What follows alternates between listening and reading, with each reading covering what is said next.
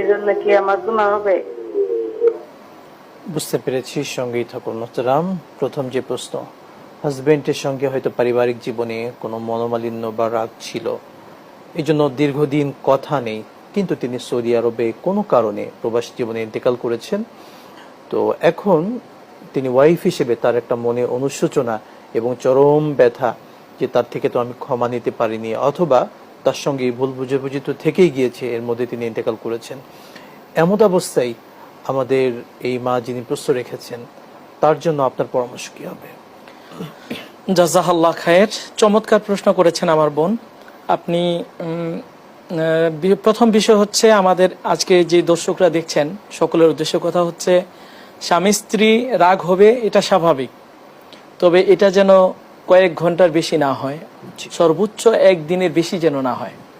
আপনি হেরে গেলেন বা আপনার স্বামী জিতে গেল, বা স্বামী যদি মনে করে আমার স্ত্রী